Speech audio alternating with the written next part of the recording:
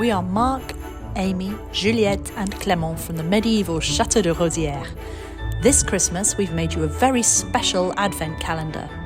Every day from the 1st to the 25th of December we will open the door to a different room in the chateau and introduce you to its past, present and future.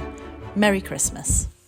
Hello everybody, this is Amy, Marc, Clement and Juliette from the Chateau de Rosieres, and we're cracking on with our Chateau Advent tour. And today we've got a very interesting room for you. It's one we've already covered in one of our very earliest videos when we started doing 10-minute chateau tours. And but in that video we concentrated mostly on the old book that we found beneath the floorboards here. So if you're interested in that, it's got a very interesting history. We'll link to that video. But today we're going to come at the room more in terms of the history of it and what we're going to do in the future. This room is located at the top floor of the new tower. The new tower is 15th century, in contrast with the other one, which is probably 12th or 13th century, at least for the base. So it's a tower that's quite much bigger than the other one. It's built in a different way with very nice beds of stone, very regular. Whereas the other one is a bit more irregular. Yeah. It's a different building type. The other one was called the opus incertus, which means that it's a method that was inherited from the Romans, and basically it means you put all the stones as they go without having particular layers. Oh. Whereas this one is all made of very nicely carved stones. Very well arranged, which makes it really beautiful from the outside. As we mentioned it on the attic tour video, the whole chateau used to be 2 floors higher until the 18th century. And actually it's very visible here, because even though we're at the top floor, the walls are still nearly 2 meters thick. Which is about 6 feet, which means that they could have been bearing a lot more weight of more floors. Usually in old buildings, the walls are always very thick at the base, and then they get thinner as you get to the top. But here they are still almost the same width as they are at the base of the building. It's also very roughly cut off, isn't it? It is roughly cut off because some bits have been demolished. For instance, in the doorway, it's quite likely that there was one more arch in the past, and they just demolished it, maybe because it was crumbling when they redid the roof, and something, and so they would just have knocked the stones down rather than rebuilding it, because since it wasn't bearing any more weight at the time, they didn't need it to be that thick. This tower is one where we had to do emergency works as soon as we arrived here, because the roof was crumbling, and if a roof crumbles, then you start to lose the building's integrity as well. So it's absolutely vital that it's done. And in fact, that's a possibility. A lot of people have asked, why would they have taken down 2 floors of the chateau? Well, there was a period of inoccupancy, wasn't there, where it was basically left to ruin. And so you can imagine, if nobody was redoing the roof, it gradually crumbles, and then the next floor crumbles on the next one, and they could have just taken it down to the last one that was still in a reasonable condition. And actually, this tour was probably the case here, because when you look at it from the outside, there are very big cracks along the tower, which suggests that the tower has sunk a little bit. And so they had to put some big metal brackets to hold the tower together and prevent the cracks from spreading even more. And so we had the roof redone. We weren't here at the time, and that is one thing we regret, because the restoration of the tower roof that was done was not using entirely materials that we would have approved. We thought that it was fairly standard to plaster with lime, but in fact it was plastered with cement. So it's a good lesson in always being here when work is being done, which we obviously are now, because that was a very expensive mistake. Although it still keeps the rain out, so Yeah, it does its job. That's the main point. Yeah. But we certainly wouldn't do it like that again if we had to redo it. No. This is, without question, the most derelict room in the chateau, isn't it? Probably, yes. Yeah. With the crumbling top and all sorts. And yet, you've already decided what you want from this room, haven't you? Well, we jointly decided that it would be my office.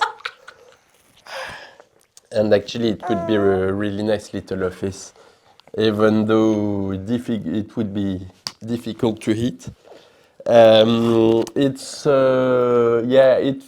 a very restful room, and it feels like you can just be a bit secluded. And, basically it's the furthest away from any other part of the chateau that you can possibly get. But it's got so much character. It's still got the old arrow and gun loop. Are they arrow loops or gun loops? Probably gun loops, because it's 15th century, and at the time they already had. And also they're too narrow to be able to aim with the bow. Yeah. So we've still got these gun loops that we can, and some smashed up windows and things. We've got to try and work out how to put proper windows in here. The previous owners put one proper window in, probably to stop rot. Because it was open, and it was the biggest one. Yeah. So the biggest gap in the building. And we got to work out a way to put them to close off from the pigeons, which is currently the big problem. We have so at the moment, bricks stuffed in the windows. We've stuffed every possible gap, but still we have the occasional pigeon that manages to get through. What's also interesting is that it has kept part of its possibly original floor made of clay tiles, so it's in a very bad condition, but it gives an insight of what it might have looked like in the past. Yeah.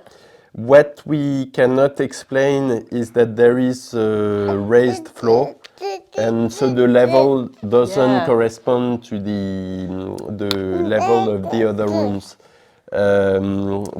It's a bit strange, because the door is at one level but not the floor of that room, and there is a gap between that floor and the ceiling of the room underneath, which is also quite hard to explain, and that's where we found the book that Amy mentioned at the beginning of that video. When we first arrived in the chateau, we bought some furniture from the previous owners, but when they arrived themselves, there was very little furniture left from that was original to the chateau. But this room has one of these pieces. So it's not the most amazing piece of furniture, not the most useful either, which is why it was never taken. It is a grain silo.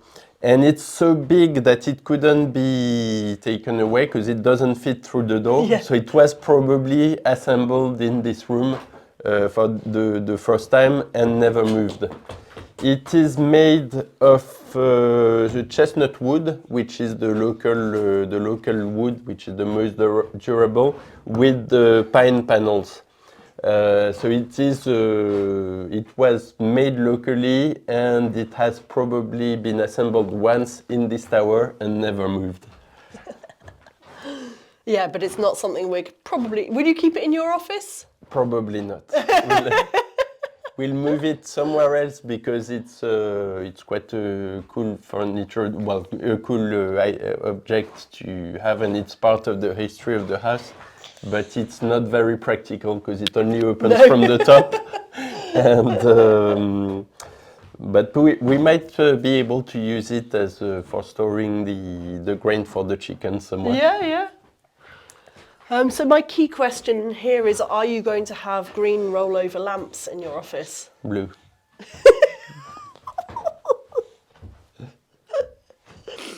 In fact, we have one leftover point from the room next to this, which is the library that we showed you yesterday.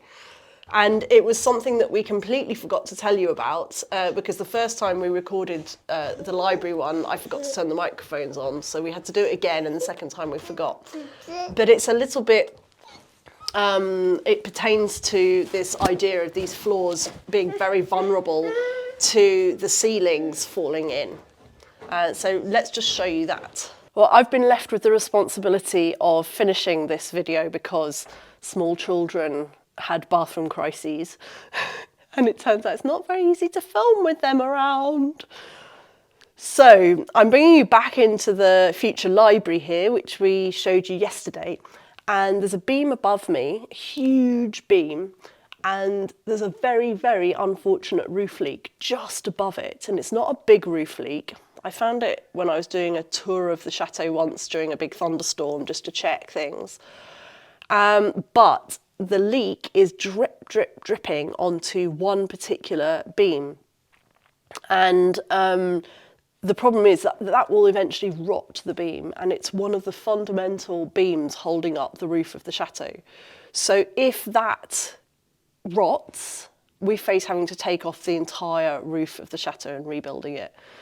So it's little things like that that you have to keep on top of. We're going to have to do a temporary fix until we can redo this part of the roof, which is phenomenally expensive. And my suggestion, which Marc actually thought was quite good, is that we actually just climb up there and put a piece of plastic over the bit of the beam which is where the water goes onto. So because we don't mind if it drips on the floor, because it's not a massive amount of water. It's just that long term, it dripping onto the beam, it would rot it. So I just thought that that was quite an illustrative point of how easily you can lose a floor of the chateau.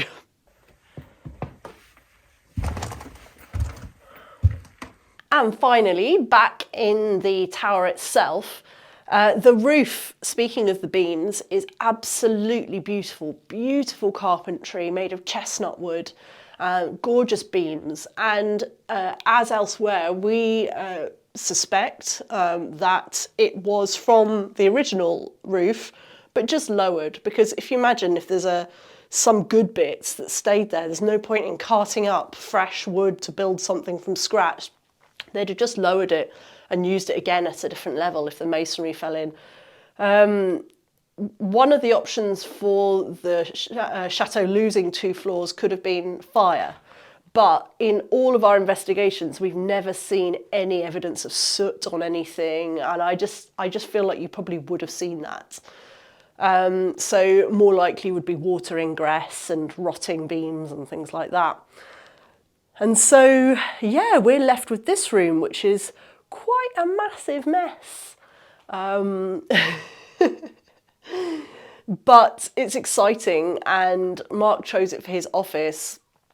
And I was completely happy with that because it's dark. And for me, I don't like dark, but Marc quite finds it quite cosy. And I think there's something really cool we can do with glass and things over the old arrow loops to make it quite atmospheric in here and to really make it feel like an old guard tower at the same time as what Marc's precious office to house his collections of things. Although, one thing is, without any light, you won't be able to have any plants in here, will he? As always, thank you so much for watching. If you've got this far, please, please, please make sure that you've subscribed to our channel. It's hugely helpful if you do. It helps YouTube know that we're popular and will push us out to more viewers. And especially if you want to know whenever we publish videos, turn on your notifications and allow your apps to send push notifications to you. All of that is very helpful to us and will also mean that you don't miss out on our videos in future, swimming amongst the mass of other YouTube videos. Have a lovely day.